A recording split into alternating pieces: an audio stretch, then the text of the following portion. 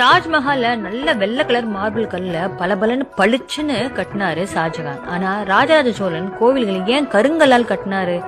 தாஜ்மஹால் கட்டும் பொழுது மார்பிள் கல் பயன்படுத்தப்பட்டது. அது அழகுக்காக, கண்களை கவர்வதற்காக. ஆனால் ராஜராஜ சோழன் தஞ்சை பெரிய கோவிலை கட்டும் பொழுது கருங்கல்லை தேர்ந்தெடுத்தார். இது அழகுக்காகவா?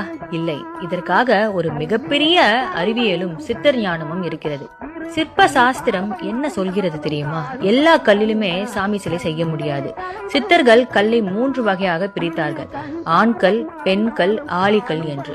இதில் மூலவர் சிலை, கருவறை சிலை செய்வதற்கு ஆண்கள் மட்டுமே பயன்படுத்தப்படும். ஆண்கல்லை எப்படி கண்டுபிடிப்பார்கள் தெரியுமா?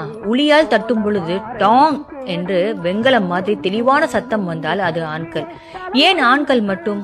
மார்பிள்கள் ஒளி மந்திரம் அதிர்வுகளை திருப்பிவிடும், அதாவது ரிஃப்ளெக்ட் செஞ்சிடும். ஆனால் இந்த கருங்கல், அதாவது ஆண்கள், ஒளி மந்திரம் அதிர்வுகளை தனக்குள்ளே இழுத்து வைத்துக் கொள்ளும், அதாவது அப்சர்வ் பண்ணி வச்சுக்கும். நீங்கள் சொல்லும் ஓம்காரம் மந்திரங்கள், வேத ஒளிகள் அத்தனையுமே அந்த ஆண்கள் ஒரு மெமரி கார்டு போல தனக்குள்ளே சேமித்துக் கொள்கிறது. 1000 ஆண்டுகள் தினமும் உச்சரிக்கப்படும் மந்திர சக்தியை இந்த சிலை ஒரு பேட்டரி மாதிரி சேமித்து வைத்துக் கொள்கிறது. அதனால்தான் நீங்கள் கருவறை முன் நின்றாலே அந்த கருங்கல் சிலையிலிருந்து வரும் அதிர்வலைகள், சக்தி, ரேடியேஷன், இப்படி நீங்க எதை வேணாலும் வச்சுக்கலாம். நம் மனதை அமைதிப்படுத்துகிறது, உள்ளத்தை குணப்படுத்துகிறது. Download ShareChat.